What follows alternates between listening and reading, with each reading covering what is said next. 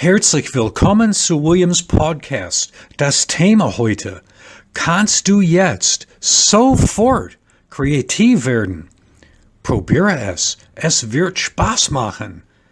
Tipps und Tools für die Aktivierung deiner Kreativität. Dieser Podcast ist eine Ergänzung zu meinem Blogartikel Wie werde ich kreativer? Und damit du ein ausführlicheres Bild von der Aktivierung deiner Kreativität bekommen kannst, ist es empfehlenswert, auch meinen Artikel auf meiner Webseite zu lesen. Auf www.williamfern.com einfach Blogs anklicken. Ich biete auch Coaching und Workshops für unter anderem Kreativität, und davon erfährst du mehr, wenn du auf die Coaching-Rubrik auf meiner Webseite anklickst. Hier ein Zitat von David Ogilvy, einer der ursprünglichen Werbegurus. Wenn es sich nicht verkaufen lässt, ist es nicht kreativ. Auf Englisch: If it doesn't sell, it isn't creative. Überlegst du mal, kreativ zu sein heißt, etwas erzielt zu haben. Deine kreativen Mächte aktivieren und umsetzen zu können, ist eine unerlässliche Komponente des Erfolgs, und zwar nicht nur im Beruf und Karriere, sondern auch im Leben. Das Zitat aus dem Buch Kreativität von Csikszentmihalyi finde ich sehr motivierend und inspirierend. Die Liebe zur Kreativität ihr selbst willen ist für jeden zugänglich. Es ist schwierig, sich ein reicheres Leben vorzustellen. Es folgt eine durchschlagende und leicht erlernbare Methode, die viele Menschen nützlich und unterstützend gefunden haben, ihre Kreativität richtig in Fluss zu bringen. Bei dieser Methode dreht es sich um deine innere Dynamik und wie du diese zu deinen Gunsten und Vorteil richtig trainieren und umsetzen kannst. Ich bin der Überzeugung, dass das menschliche Hirn eine natürliche Tendenz hat, Entitäten souverän zu schaffen. So lassen wir uns jetzt eine Entität schaffen.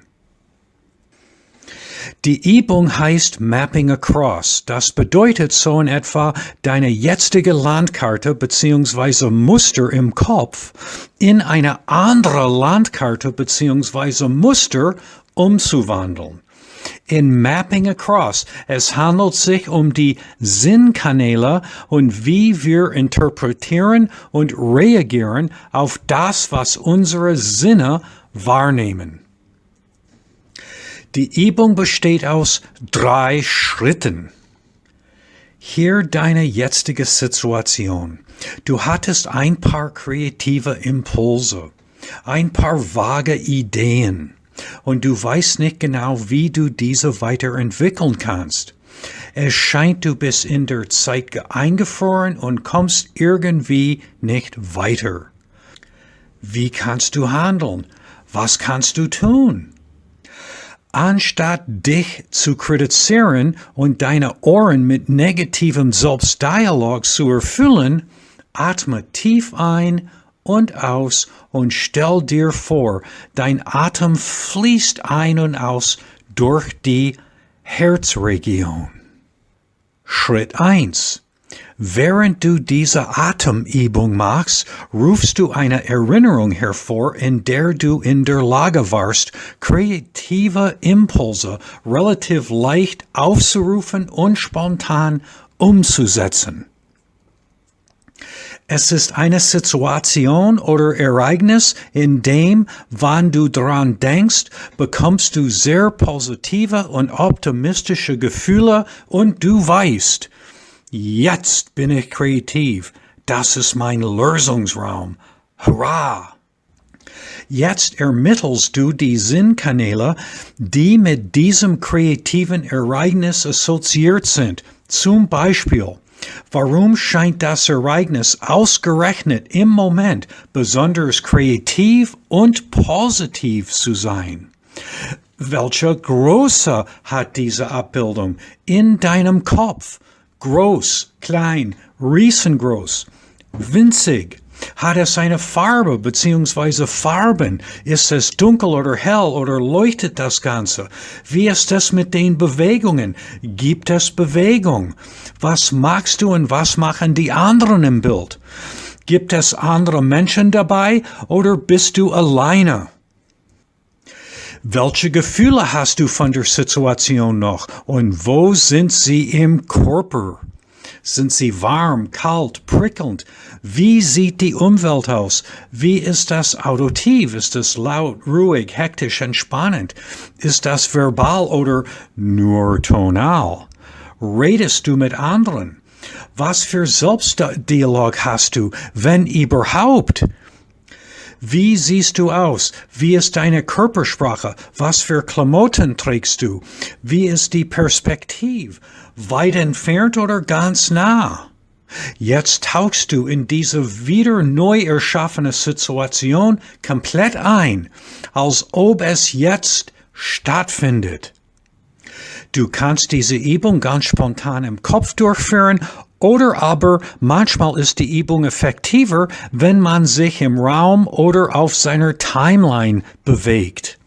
Manche Menschen finden es sehr hilfreich, diesen Teil in Details aufzuschreiben, bevor sie die Übung durchführen. Entscheide einfach selbst, was für dich am besten ist. Probiere ein paar Varianten aus. Steht ein Metaphor dahinter oder kannst du eine Metaphor für diese Situation schaffen? Wird eine Story erzählt? Falls ja, nimmst du das auch richtig wahr.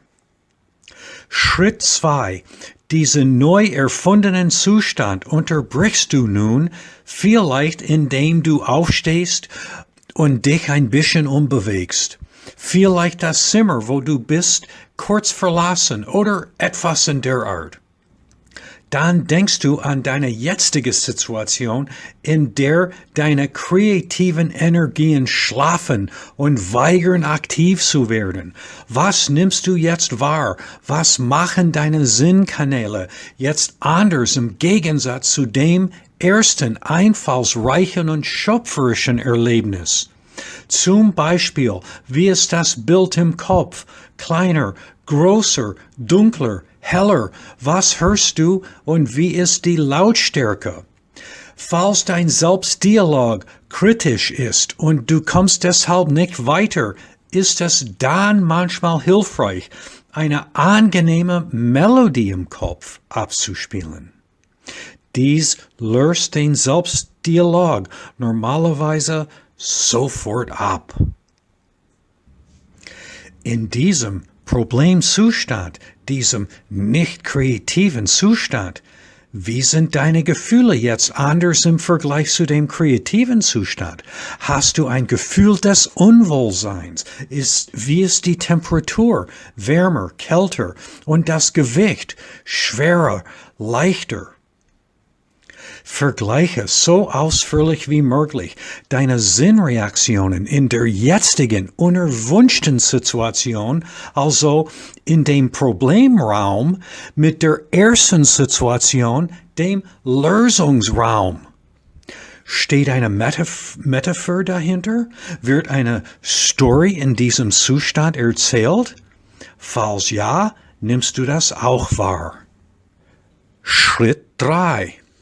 Jetzt tauschst du die Eigenschaften der Sinnkanäle des Problemraums mit denjenigen des Lösungsraums aus, Stück für Stück, konsequent und ausführlich, damit die Erinnerung von dem Kreativitätsproblem mit der Erinnerung der Kreativitätslösung ähnelt und nehme wahr, wie deine jetzige Situation sich ändert.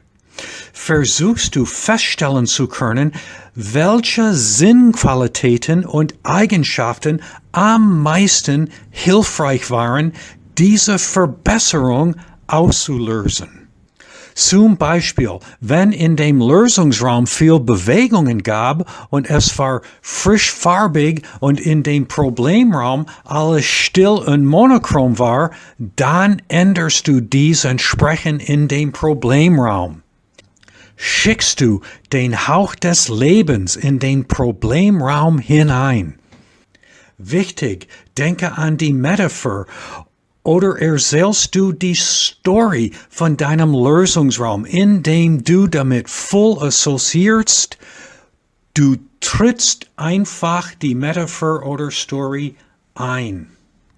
Durch diese Übung können mächtige Ressourcen und inspirierende Erzählungen mit alten, unerwünschten Konstellationen umgetauscht und eingesetzt werden, je nachdem, wo sie benötigt werden.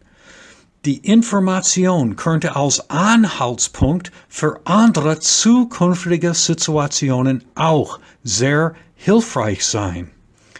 Eine interessante Zusatzübung für die Weiterentwicklung von Kreativität und was sehr gut in Workshops ankommt, ist es, mit einem Partner zu arbeiten wie folgt.